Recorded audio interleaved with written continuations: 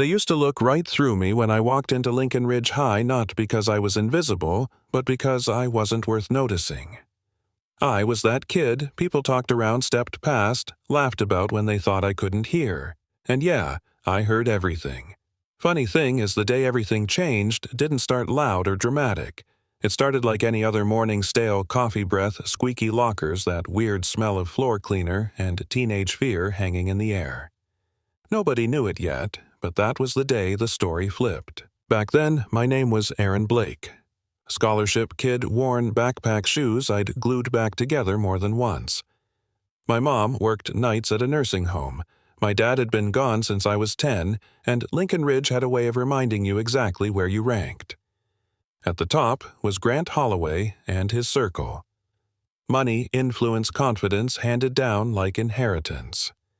He walked like the halls belonged to him, talked like teachers were optional, laughed like consequences were a rumor, and, for reasons I never fully understood, he picked me as his favorite target.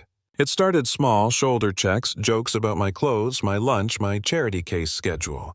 People laughed, not because it was funny, but because laughing kept the spotlight off them. I told myself it didn't matter, that I was tougher than that. But when you're told every day that you're nothing, some part of you starts believing it. You know what I mean? The breaking point came during junior year history class. Grant leaned back in his chair, kicked my desk, and said loud enough for half the room to hear, "Hey, Blake, you ever think about dropping out?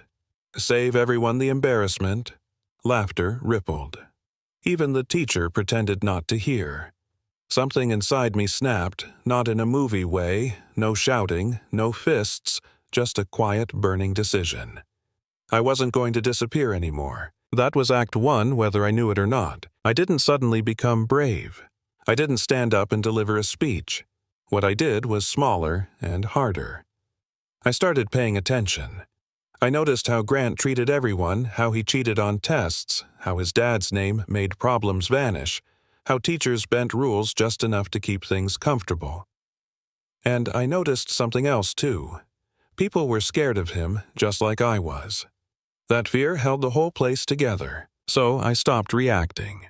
When he mocked me, I didn't flinch. When he shoved my books, I picked them up, slowly looked him in the eye, and said nothing. It drove him crazy. Bullies feed on noise, and I starved him. At the same time, I focused on the one thing he couldn't touch: my future. Grades, competitions, internships, anything that gave me leverage. Nights blurred into mornings, textbooks piled on my bed, coffee replacing sleep. It wasn't noble, it was survival. Then came the debate tournament. Grant had never cared about academics unless it got him applause, but this one mattered. Colleges were watching. Scholarships. Reputation. I qualified. So did he. When the brackets went up and my name landed across from his, the room buzzed. He smirked and leaned over. "Try not to embarrass yourself," he whispered. I smiled, the first real smile I'd given him. "I won't," I said, and meant something very different than he thought. The night before the debate, someone hacked my presentation files. Slides gone. Notes deleted. Panic clawed up my throat, but then anger settled in cold and clear. I rebuilt everything from memory. No visuals, just facts, logic, and a voice I'd spent years swallowing. On stage, under bright lights, Grant opened with charm and jokes, crowd eating it up. When my turn came, the room quieted, not with respect, but curiosity. I spoke about systems, about privilege disguised as merit, about how some people start races 10 steps ahead and call it talent. I didn't name him. I didn't have to. The judges leaned forward. Grant's smile faded. When it ended, the applause wasn't thunderous, but it was real. I won. Barely. Enough. Grant laughed it off publicly, but in the hallway afterward his mask slipped. "You think this changes anything?" he hissed. I looked at him, really looked, and said, "It already has." That was the turning point. Act 2. After that, things escalated. Rumors about me cheating, anonymous notes, social media posts, twisting my words. One afternoon, he cornered me behind the gym with 2 of his friends. "You want to play hero?" he said, shoving me. "Let's see how that works out." My hands shook, but my voice didn't. "Touch me again," I said, "and I report everything. The cheating, the threats, the hacks. I kept records. It was a bluff, half a bluff anyway, but it landed." Fear flickered in his eyes. Not of me, but of exposure. I walked away on legs that felt like rubber. That night I almost quit. Almost convinced myself it wasn't worth it. But then my mom sat at the kitchen table, exhausted hands wrapped around cold coffee, and said, "Whatever you're doing, don't stop. You look like someone who knows where they're going." That did it. The final clash came at graduation assembly. Grant was slated to give the keynote. Golden boy, shining future. Minutes before he went on stage, the principal pulled him aside. Whispers spread. Phones buzzed. Turns out someone else had been paying attention too. The hacking, the threats, the cheating, all of it had surfaced anonymously, methodically.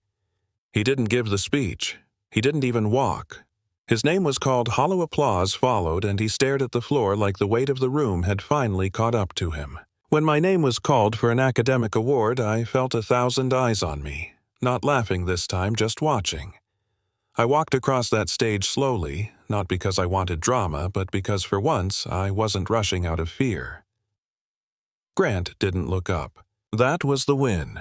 Not revenge, not humiliation, but visibility on my own terms. Act 3. Here's the part people argue about. Some say I should have forgiven him. Some say I played the same game he did. Maybe they're right. All I know is this: I didn't beat him by becoming louder or crueler.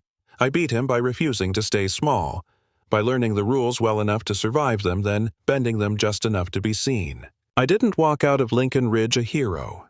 I walked out someone different. Someone who knew that being underestimated can be a weapon if you're patient enough. So I'll ask you, was I wrong for pushing back the way I did, or was it the only language a place like that understood?